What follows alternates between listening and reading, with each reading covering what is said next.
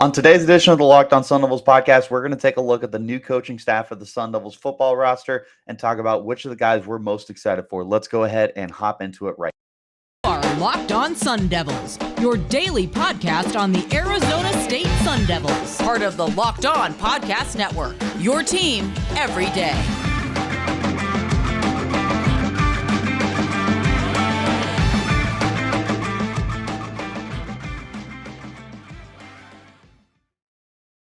This episode is brought to you by FanDuel Sportsbook, official sportsbook of Locked On. Make every moment more. Visit FanDuel.com/LockedOn today to get started.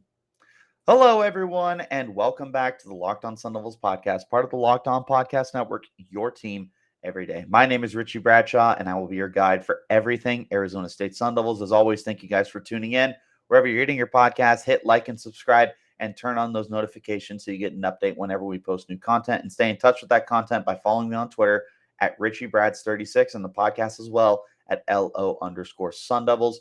Let's go ahead and just hop right into this conversation. So today we're going to be taking a look at the brand new coaching staff that the Sun Devils have. More specifically, we're going to be looking at the assistant coaches that the team has. So not Kenn Dillingham, not even so much the offensive coordinator, defensive coordinator, although there is one little exception to that. But we're going to be looking at all the assistant coaches. So Rashad Samples, Sean Aguano, Saga Tutelli, AJ Cooper, Brian Carrington, Vance Amey, and Jason Mohns, looking at their potential impacts for the team. I have three guys who I am most interested to look at, but I do have one honorable mention that I want to throw out there. Actually, you know what? I have two honorable mentions. I want to throw Sean Aguano out there because obviously Coach Aguano was one of the guys who had taken over for the Sun Devils last year as the interim head coach and took on a very, very massive responsibility with the team. Can't understate that. It's a brand new running back room for him now, with Daniel Nagata and Xavier Valade both gone for different reasons. Incoming are Cameron Scatabo and Carlos Brooks, and Tevin White is returning for his second season. It'll be interesting to see what he can do with all that talent. It'll be equally as interesting to see what his overall role is with the team, considering the experience that he had last year as the interim head coach. So obviously he's not the assistant head coach or anything. That would be Coach Charlie Raggle, but it'll still be interesting to see, what all Coach Aguano is going to be doing for the team outside of his spot as the running backs coach. The other guy I wanted to highlight was Coach Brian Carrington, the cornerbacks coach. I highlight him because Arizona State has some really intriguing talent at the cornerback position, including, of course, Ro Torrance, who looks to be one of the bright young stars on the defensive side of the football. Ed Woods will be another guy that we'll be very interested to see how he takes that next step forward. And then lots of young depth behind them as well. So those are my two honorable mentions. Let's go ahead and hop into my top three guys to look at. Number three, Jason Mohns. Mohns is a coaching legend in the state of Arizona. Dude was a very, very highly touted hire for Arizona State when they brought him on to be the tight ends coach. And now I'm looking at him and I am very, very curious and very, very excited to see what he's going to be able to do with this tight end group. Coming from Saguaro, they obviously had a lot of great success as a high school program. I believe they won some state championships with him, but now he's going to be working with the tight end group at Arizona State. And the tight end position hasn't really been very vital to the team in recent years, but that is obviously going to be changing this year, as it changed in the second half of last season with the emergence of Jalen Conyers, but also Messiah Swinson is back. Jason Mohns is now going to be working with them. There's a lot of hype built up around them. Jalen Conyers absolutely dominated the second half of the season for Arizona State last year. It started with his 3-touchdown performance against Colorado, and it continued for the remainder of the year when he was continually one of the more reliable pieces of that Sun Devils offense. He's now going to be working with Coach Mohns, who's aware of how talented he is, and they're going to want to get him incorporated into the offense early and often in the season, make him an integral facet of that offense, and we'll see what we're able to get out of him. I don't want to freak out or anything, but I find it hard to not think that he can't in an offense that could use him to his full capabilities. This feels like a guy who could contend for the John Mackey Award, the best tight end in the country. Obviously, there'll be some stiff competition, namely Brock Bowers over at Georgia, who just won it this year and is looking like a borderline generational tight end. But Jalen Conyers, at a minimum, will open up the year or should open up the year on a preseason watch list for the award. And it'll be interesting to see what he's going to be able to do for the entirety of the year under Jason Mohns. I am equally excited to see what Messiah Swinson can do, because Swinson looks like he can also be a really key component of this offense. And for lack of a better term, and a little bit lazy, a very big portion of this offense as a 6'8" tight end who looks like a power forward running out there. I think that there is a lot of potential to turn Messiah Swinson into this big red zone target and see him catch 4, 5, or 20 touchdowns. I don't know. I think that Messiah Swinson could find himself a really important role as well. And I'd be very interested to see if Coach Dillingham and the rest of the offense would be willing to get these tight ends involved in more ways than one, maybe do some two tight ends, two tight end formations, maybe split some of these guys out wide. I don't know. Like, I am interested to see how they want to incorporate these guys. But obviously, it starts with Jason Mohns and seeing what he's going to be able to unlock for these guys. The potential that they have is certainly there for them to become borderline household names for the program. But, more importantly than anything else, just find a way to incorporate them, turn them into consistent playmakers for the teams. And he is one of the first guys that I'll be interested in seeing moving forward. I'm really excited about our new sports betting partner with Locked On. They're the number one sportsbook in America. It's FanDuel. If you're new to FanDuel, it's even better. They have so many great features that makes betting on sports fun and easy. Download FanDuel now so you can bet Super Bowl 57 with a no-sweat first bet. You'll get up to $3,000 back in bonus bets if your first bet doesn't win. FanDuel lets you bet on everything from the money line to point spreads to who will score a touchdown. There's tons of different bets right now and same-game parlays for Super Bowl 57. The FanDuel Sportsbook app is safe, secure, and super easy to use. And best of all, you can get paid for your winnings instantly. So join FanDuel today at FanDuel.com/lockedon to claim your no-sweat first bet on Super Bowl 57. That's FanDuel.com/lockedon. Make every moment more with FanDuel, official sportsbook partner of the NFL.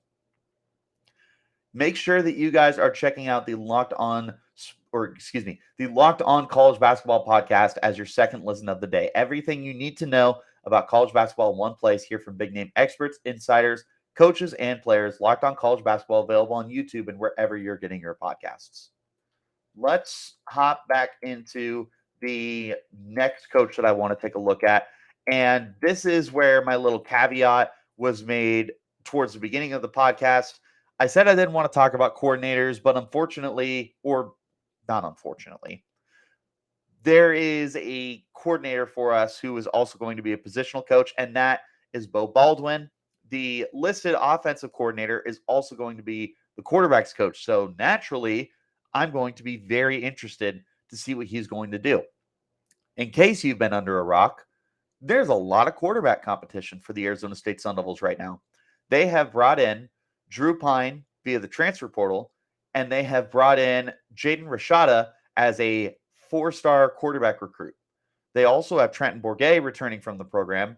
Oh, and they have, Jacob Conover returning as well, or not returning, transferring as well with Drew Pine. There's 4 quarterbacks in that room right now that make a lot of sense for the team to potentially start. There's going to be some other competition as well. Overall, looking at this quarterback room, it's hard to not get really excited with the potential and with the future here.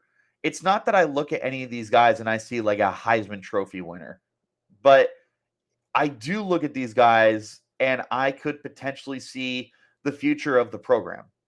This is especially true with Jaden Rashada coming in as a true freshman for the team. There's definitely potential for Rashada to turn into this terrific player and become one of the best Sun Devil quarterbacks that the program has ever had. We'll get there. But I also look at Drew Pine, who I could see as a guy who could start in year one while you get Rashada ready to eventually take over and get you enough wins to be competitive. He was a very competent quarterback with the Notre Dame Fighting Irish a year ago. This was a Notre Dame team that started off the year 0-2 with a loss to Marshall in South Bend. They were able to turn that around and finish the year ranked. They finished the year hot. They were a very good football team, and Drew Pine was one of the catalysts for that. Then I look at the guys that are staying right now. Trenton Bourguet is back for Arizona State. The team was completely rejuvenated when Bourguet had taken over as the starting quarterback for the team. If he's able to get great coaching, I don't see a reason why he can't have a great senior season and go out with one of the finer seasons that Arizona State has had. Those are the three guys that I'm mainly looking at right now. Obviously, there's plenty of other guys to look at as well. But between those three guys, there's a lot of potential here for Coach Baldwin to take a look at, seize the opportunity, and get the most out of these guys. They all bring something unique to the table, and they all could potentially have really, really good seasons in their first years or final year at Arizona State. Beau Baldwin is definitely one of the guys who I'm going to be paying attention to the most during spring practice, during training camp, and getting ready as the season rolls around. What he's going to do with these quarterbacks is going to be pivotal for the entirety of the 2023 season and potentially beyond, because we're going to be looking at who he's working with in terms of, what to expect for the future of the team. If he does end up rolling with a young guy like Rashada, it's going to be pivotal to see how everything flows together so that we can see the future outlook of the program. If he goes with Bourguet, then we'll be seeing how the team is going to roll into this year. See the footprint that he's going to leave on this team, the blueprint that he's going to have for how he wants his quarterbacks to succeed, and then translate that moving forward. If he goes with Drew Pine, then we'll be interested to see how quickly a transfer quarterback can adjust to a new offense and a new scheme. We'll see how that impacts transfers moving forward, because if Drew Pine transfers, starts, and has a good year, that's going to impact the future of this team moving forward from the transfer portal. This is a team that brought in 25 transfers. This is potentially a huge stepping stone for the program to be able to take that next step. All in all, when I look at Coach Baldwin, obviously him as the offensive coordinator is a big deal. But looking at him at a more individual aspect here, looking at him as a quarterback's coach rather than anything else, there's a lot of talent for him to work with. And there's a lot of intriguing upside here for him to potentially seize, get the most out of, and turn into something special. So we'll see what we end up getting right now out of the offense. We'll see what ends up coming on down the road for the team. But looking at the quarterback specifically, that's going to be one of the positions that I am most interested to look at. It's one of the positions that I know a lot of people will be most interested to look at, and it'll be pivotal to see, like I said, the kind of footprint that Coach Baldwin is going to leave at the quarterback position. One more time, thank you guys for checking us out. Make sure you check out the Locked On College Basketball podcast for everything you need to know about college basketball in one place. Hear from big name experts, insiders, coaches, and players on Locked On College Basketball, available on YouTube and wherever you're getting your podcasts. The number one assistant coach that I'm going to be looking at, Rashad Samples. Coach Samples is going to be the wide receiver coach. He does have a little bit of NFL experience as he was with the Los Angeles Rams this past season. He's coming to Arizona State. He's going to be working with the wide receivers once again.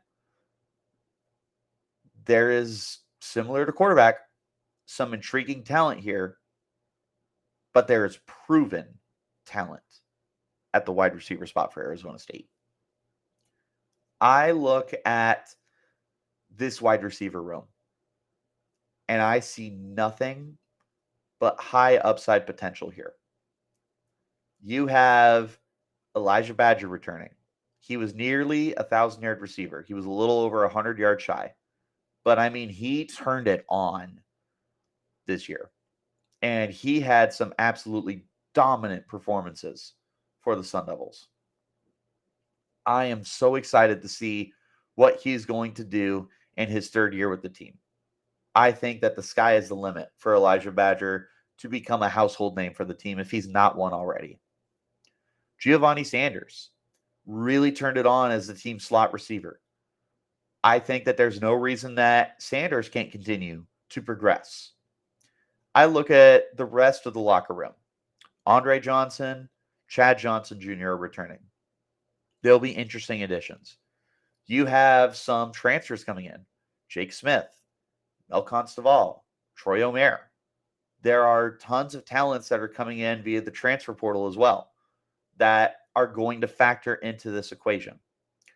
When I look at the wide receiver room, there are so many high upside players here. And there's a handful of guys who are already proven studs. You look at the potential that they have, and you can't help but feel like this could be an elite wide receiver room. And that's going to help out the quarterbacks. That's going to help out the offense as a whole in making everything run smoothly when you have so many good pieces. The Sun Devils are not strangers to having good receivers. They've had 2 first-round receivers in the last 5 years. They've put in several receivers into the NFL. They have had lots of great talent throughout the history of the program. So it's not a stranger to this program to have good wide receiver play. Now you're bringing in a guy who's young and up and coming in Coach Samples, and you have the talent that's already in the room, and you have Kenn Dillingham, and you have Beau Baldwin as the offensive minds to help get this offense to the next stage that it needs to get to. It's hard not to be excited about these wide receivers right now. And it's hard to not look at the wide receiver room and not think that the sky is the limit. I look at what Coach Samples has the potential to do right now. And I think that he could potentially get you some all-conference players. I think he's got that upside to get you some of the best receivers that the country isn't talking about.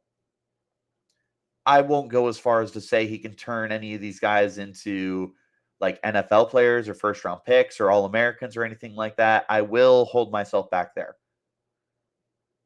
But it's hard not to think that he can't get a guy like Elijah Badger to that point. There's a lot to work with. He'll be one of the guys that I am paying attention to the absolute most right now to see what's in store for this program, to see what's in store for this position. Coach Samples definitely at the top of my list. I look at the coaching staff as a whole, though, and I think there's a lot of potential here for the Sun Devils to get a lot of high-quality play across the board. And again, you have so many guys that have Arizona ties that will be able to help recruiting and everything. One of the other guys I didn't mention, but I am definitely interested in him, is Coach Vance Amey, the defensive line coach, former Arizona State product, and had some experience with Charlie Ragel up at Idaho State. I'll be interested to see what he can do with a revamped unit on the defensive line, and now that he's back in a place that he calls home. Those are the assistant coaches I'm most interested in looking at. And that's going to wrap up this edition of the Locked On Sun Devils. Thank you guys, as always, for tuning in. Wherever you're getting your podcast, hit like and subscribe. Turn on notifications. Stay in touch with all our content by following me on Twitter at RichieBrads36 and the podcast at LO_Sun Devils. Till next time, you keep it locked right here on Locked On Sun Devils.